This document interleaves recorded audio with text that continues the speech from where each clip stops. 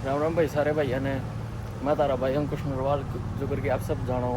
मैं रहा अग्रपाली में। तो भैया हमने यूट्यूब पे सीरीज़ शुरू कर रखी है 30 डेज़ 30 अनएक्सप्लोर्ड प्लेसेस, या फिर वो जगह है जहाँ का कुछ इतिहास है, इतिहास से जुड़ी हुई जगह है। हमारा पहला वीडियो तो आ चुकी है, आज है डे 2 हमारी सीरीज़ का दूसरा दिन।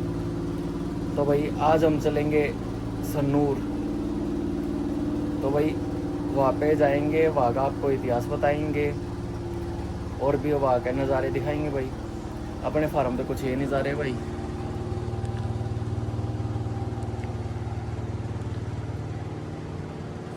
अब चलते हैं भाई सन्नूर बीच की तरफ। भाई तैयार हो जाओ, तैयार होकर फिर आपने मिलते हैं। तो भाई वो हो गया तैयार आप बीच पर जाने खातर सन्नूर।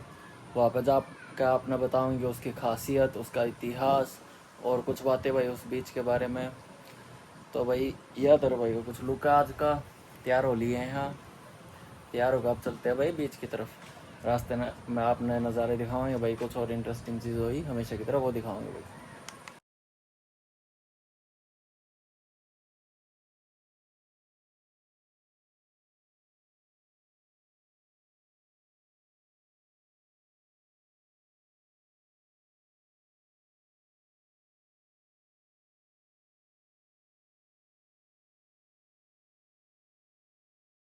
तो भाई अब आप पहुँच गए हैं सन्नूर बीच पे। तो भाई ये कुछ अपना व्यू है, बहुत प्यारी बीच है भैया। उस साइड भाई पोर्ट है। तो भाई इस बीच की कहानी है कि यहाँ पे पहले मछुआरों का गांव होता था, जैसे अपना पिछली बीच पे बताया था, मछुआरा का गांव होता था। और यहाँ पे भाई तो भाई यहाँ पे पहले मछुआरा का गांव होता था, जो अपनी रोज़मर्रा की ज़िंदगी के लिए मछली पकड़ के जीवन चलाते थे। तो भाई यहाँ के बुज़ुर्गों का कहना है कि भाई जब कोई मछुआरा दिशा भूल जाता था, समुद्र में कई ज़्यादा आगे चला जाया करता, तो भाई उनने एक रोशनी दिखाया करती, रात में रोशनी दिखाया करती। वो रोशनी उनने दिशा बताया करती कि भाई इस साइड पे हम उनके मेनली बात है कहने की कि वो उनकी सेफ्टी कराया करती भाई, और उनकी दिशा दिखाया करती, वापस आने में हेल्प कराया करती। तो भाई ये जो रोशनी है आज के दिन भी पूर्णिमा की रात को हमेशा दिखती है।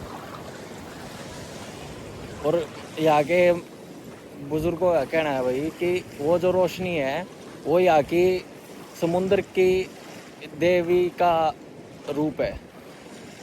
समुद्र की जो देवी है उनका आशीर्वाद है, वो दिखती है। तो भाई यहाँ पे पूर्णिमा की रात में बहुत बड़ा पूजा होया करे, यहाँ पे बहुत सारे लोग पूजा करने आया करे। फिर एक और कहानी है भाई इस बीच की कि है ना, यहाँ पे एक सन्नूर में एक राजा का महल होता था, प्राचीन महल बहुत पुराना। तो भाई राजा और रानी रहा करते भाई उस महल में। तो भाई उनका कहना था कि जो वो शाम ने अपना समुंदर के पास बैठ के संगीत सुना करते, गाना सुना करते, समुंदर पे बैठ के उनके बीच उनके उसके पास से था, महल के पास समुंदर था, तो वहाँ पे बैठ के वो गाने सुना करते,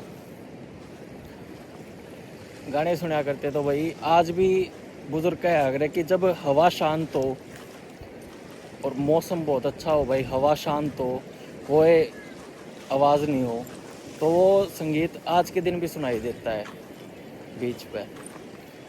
तो भाई लोकल लोगों का यही कहना है कि भाई ये जो बीच है बहुत रहस्यमय बीच है, बहुत रहस्य है भाई, बहुत सुंदर बीच है और भी बहुत सारी चीज़ें हैं। देन फिर महल से जुड़ी हुई एक और कहानी है कि जो भाई महल में एक बगीचा होता था, उसमें उसके बगीचे में एक फूल उगता था और वो सिर्फ पूर्णिमा की रात को ही खिलता था वो फूल। और ये कहते हैं कि भाई जो भी उस फूल को छूता था, टच करता था, तो भाई वो उस आदमी को उसका एक अतीत की बात याद आती थी, अतीत की बात याद आती थी, और उसको और उसके जीवन में सुख आता था, समृद्धि आती थी भाई, और बहुत सारे आगे के रास्ते निकलते थे, रास्ते खुल जाते थे उसके लिए, उसकी तरक्की के लिए। तो भाई इस बीच का तो यही रहस्य है। और भी भाई कोई बताने में गलती हुई हो भाई, और कुछ गलती हुई हो, जो यहाँ के बड़े बुजुर्ग बताते भाई, हमने तो वो बताया है। कोई गलती हुई हो तो भाई आप लोग बताइयो। अब भाई थोड़ी देर इस यहाँ पे बीच पे बैठेंगे मन की शांति के लिए, देखेंगे, थोड़ी स्विमिंग भी करेंगे, क्योंकि यहाँ का जो पानी है वो बहुत साफ़ पानी है भाई। मैं आपको दिखाता हूँ।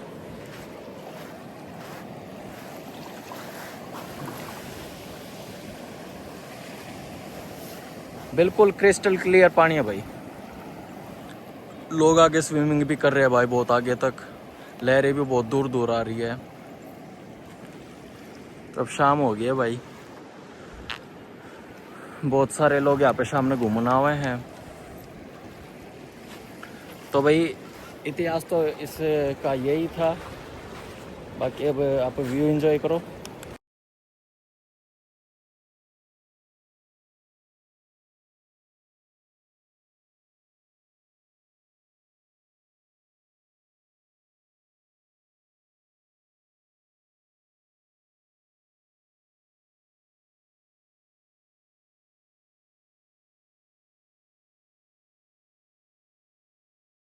तो भाई यो कुछ व्यू था यहाँ का। ये लोग भाई जाना शुरू हो गए, कुछ आना शुरू हो गए हैं।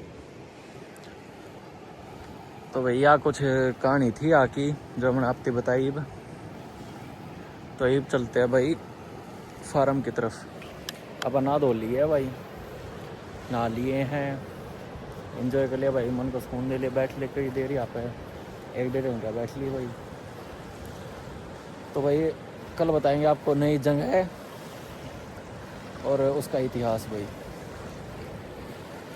तो जब तक के लिए जय बाबा की भाई सारे भैया ने।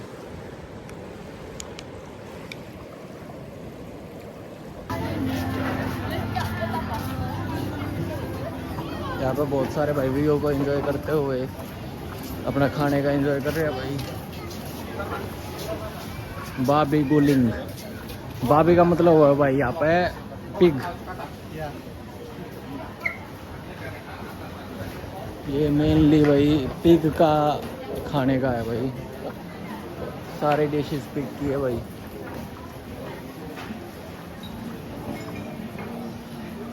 तो भाई इस व्लॉग को करते ही यहीं पे ख़त्म। जय बाबा की भाई सारे भैया ने।